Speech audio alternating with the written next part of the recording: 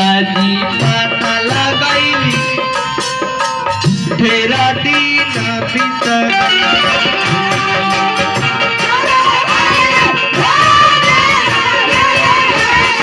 सीताजी माता लगाईली ढेरा दिन भीतर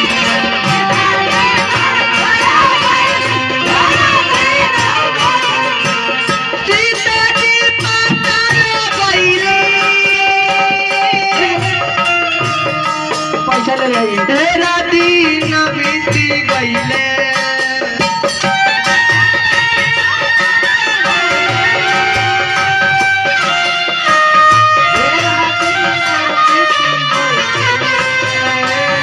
उन्हीं के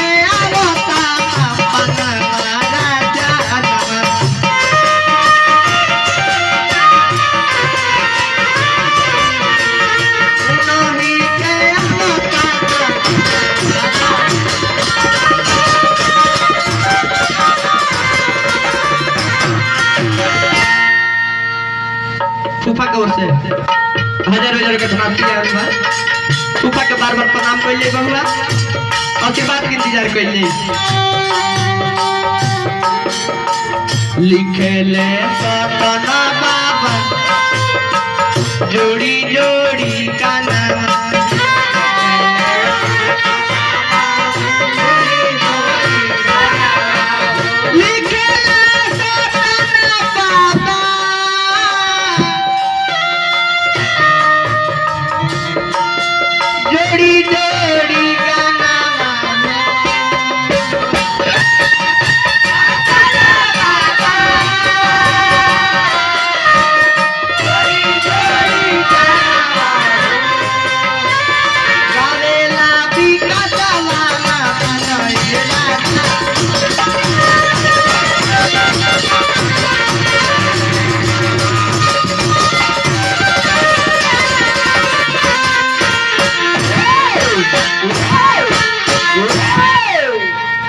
कहने की बाबू सीता के वियोग में आंख से आंसू गिरल है हम के केहू मरले गरियोले नहीं खे हम तारा से एगो राय ले हलक चाहतानी तू कहत त चल के सीता के पताल से खोज के लेके आवत जाई बबुआ लक्ष्मण सीता के बेगर बबुआ रहल नहीं खे जाता खाना खाए बैठा तारी तक खाइल नहीं खे जात सूते जात नहीं बबुआ तो सुतल नहीं खे जात उनका बेगर अब हमारा कहीं रहल जात नहीं खे बबुआ अब सीता के याद हमके सतावता लक्ष्मण कहने की भैया ई बात बा तो हमरा से राय ली हम कौन बड़का बात बा राउल आदेश हो जाता हम करे के तैयार बानी तो भइल का बबुआ जोगी के भेष बना लियल राम लखन दुनु भाई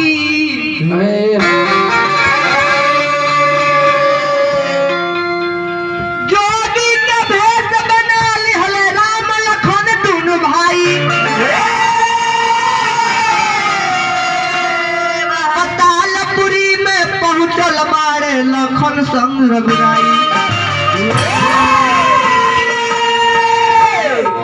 अरे नारी के करनवाए सीता के करनवाए प्रभु जी बन जोगी रूपावा हो धैनी जोगी रूपावा हो चल देनी पहुंचल बानी जाई के पता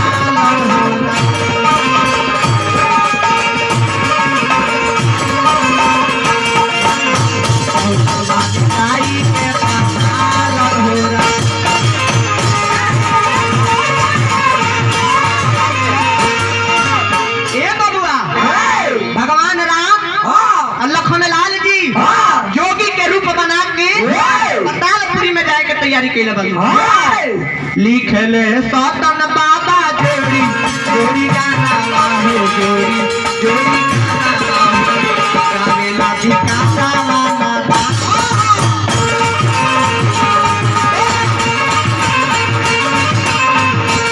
गावेला भिकासा माना हो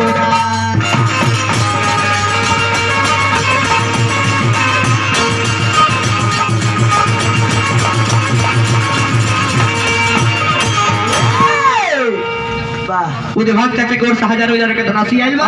शुभकामना की माता रानी से प्रार्थना रही बबुआ। ये दोनों भाई जोगी के रूप बना के कहाँ गए वाले बबुआ? पतालपुरी में राजा बलि के दरबार में पहुंचल वालू। आई दिन भैया की तरफ से हजारों हजार का धनराशि देला हम, लेकिन नचनिया का जे देखन देत बात खाबा एमे कुछ शक बुझाता। हम कहब कि जे पाछे खड़ा बा भैया लो आगे चलाब लो तो और ही कार्यक्रम में मजा आई। आगे चला लो, कुर्सी खाली बा बबुआ। ए महाराज दोनों भाई जोगी के रूप बना के पतालपुरी में राजा बलि के दरबार में पहुंचल वालो। साधु लोग के जब देखली दुलारी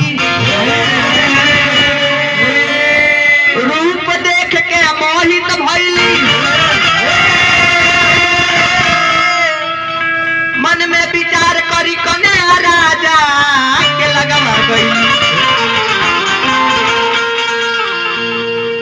साधु लोग के भेष देख के बबुआ बलि राजा के बेटी रूप देख के मोहित हो गईली। जाके अपना पिताजी से कहो तरी बबुआ। आई हमरा मुकेश बाबू हजारों हजार का धनराशि दिला बारे। शुभकामना की माता रानी से प्रार्थना रही। कोहली कोने राजा जी से सुनी पिताजी बतिया, दादू लोग के बोला दी पिताजी सेवा करब दिन रतिया। लड़की अपना पिताजी से कहत रही कि पिताजी वो साधु लोग लौकता, वो साधु लोग के तनी बुला देती तो हम सेवा तनी कर लेती बबुआ। सुन के बतिया बेटी के राजा मन में विचार कैले हो, सिर झुका के राजा बलि जोगी के प्रणाम कैले हो। बेटी के बात सुन के राजा बलि महाराज जोगी लगे पहुंच के रुपया ले पीछे से आई हमारा राकेश चाचा पीछे से मामा जना कहे जहाँ मामा कनी तो रुपया हमारे चाचा दी है ना। राकेश चाचा को 1000 हजार का धनराशि आइल बा। शुभकामना की माता रानी से प्रार्थना रही। जोगी लोग के माथ झुका के प्रणाम करिले। धन बानी बा कैसे के आईनी दुआर पर, राजा बलि जाके प्रणाम कैले। साधु लोग के लेके राजा गईले अपना महल में, देखली दुलारी आके साधु के गिरल बाड़ी चरण में। राजा बलि के जब बेटी बाड़ी राजा बलि जोगी लोग के लेके महल में आइल बाड़े। अब बेटी जाके कहत तरी की धन बानी बाबा, बाबा के पांव छू के गोड़ लागत तरी बबुआ। आ खाना पीना खिया के का कैली, दूर जाना साधु लोग के निद्रा जब आ गईली। राजा बलि के बेटी खाना पीना खिया के साधु लोग के अलग अलग सुते के बिछौना कैले बाड़ी बबुआ। दोनों जाना साधु लोग के निद्रा जब आ गईली। आधी रात के उठ के दुलारी लाखन के लगवा गईली।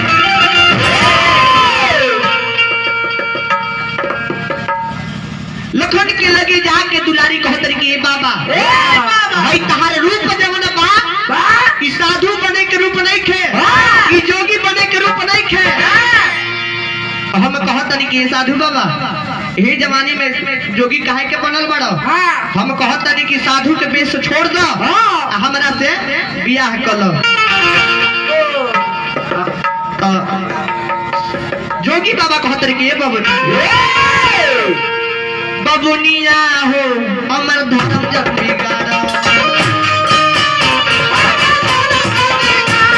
बबुनिया हो हमर धर्म जब बिगाड़ा।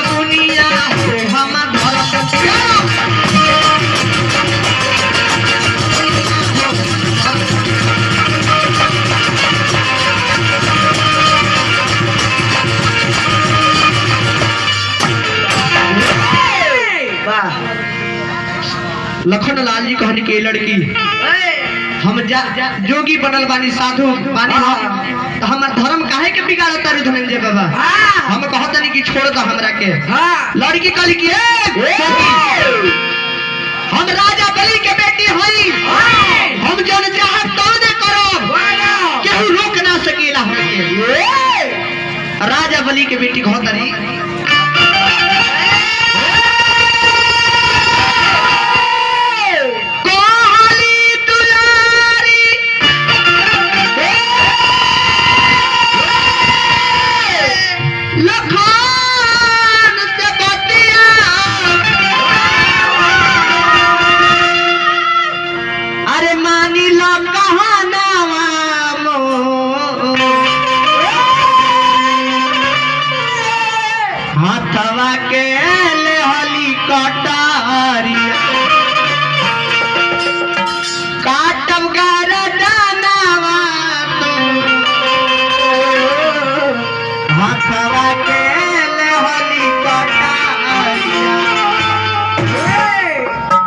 बलि के बेटी क्रोध में आग के तलवार उठा के लखन लाल के गर्दन काट दिले बड़ी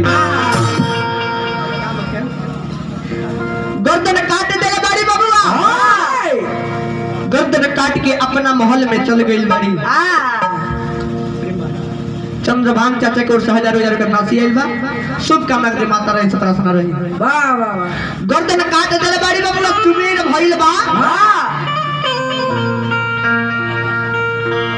जब सुबेर हो गई बबुआ बीतल रात जब सुबेर भइल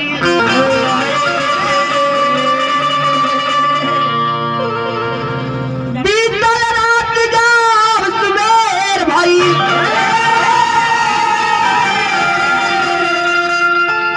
जाके गईनी रघुराई अरे देखो कि लखन लाल जागल नहीं खन मन में चिंता समाई झट दे उठ के प्रभु जी लखन के लगवा गईनी हाँ अरे लाश देख के लखन के प्रभु जी घबरा गईनी भगवान राम लखन की कटल गर्दन जब देखले तो भगवान राम उछड़ी के गिर गई बारे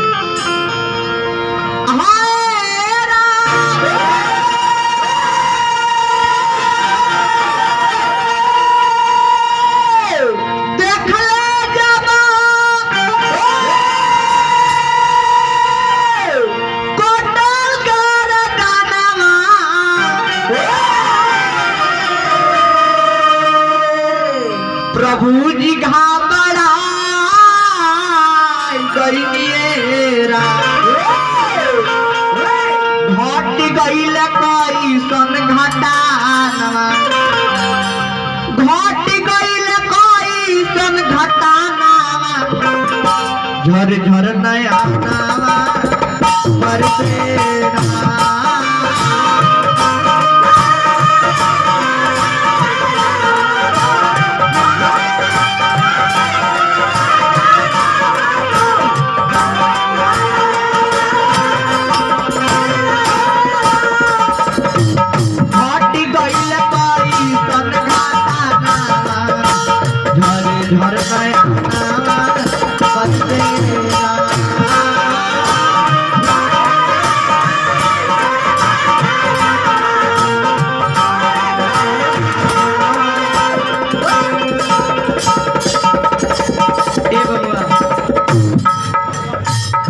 नंबर 2 से रुपया आई मलाईदारी गावे के भाई लोग चलाओ लो है ने ओने पाछा बड़ा लेवे चंदी के लागत नहीं खे अने कुर्सी खाली बजौन कहबो लो तौन होई ऐसन बात नहीं खे चाचा जी जौन कथा हम गावत तनी तो साचहु में जौन तू कहत रहे कि दुगोला होई ते तेरे कथा हो ना पाई तो जाने के तेरे गौजा पथारी हो जाती कथा सतरा के मलाईदारी गावे के बा ये भगवान राम के झरे झल्लोर गिरता बबुआ लखन लाल के गर्दन कट गइल बा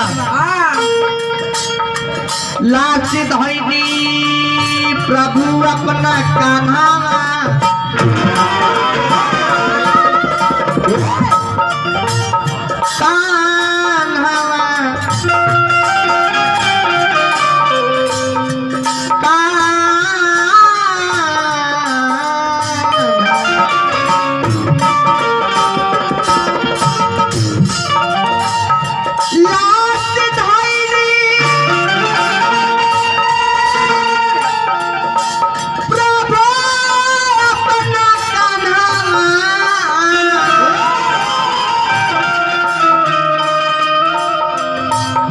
लेके सामसानवा बहनी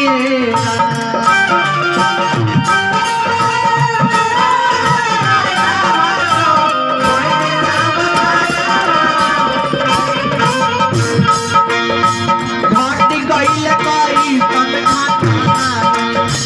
घाटी गईल कोई सन घाटा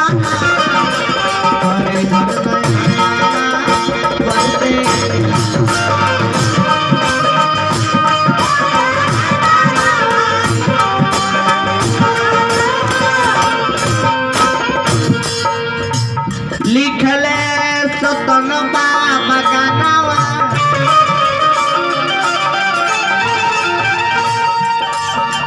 गानावा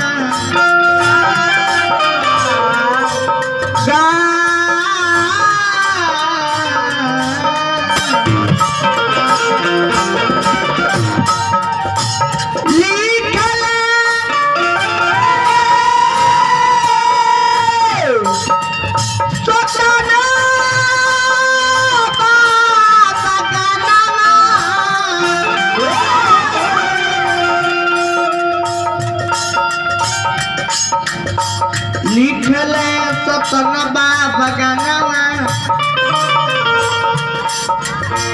गावेल विकास गावेल विकास झर झर नया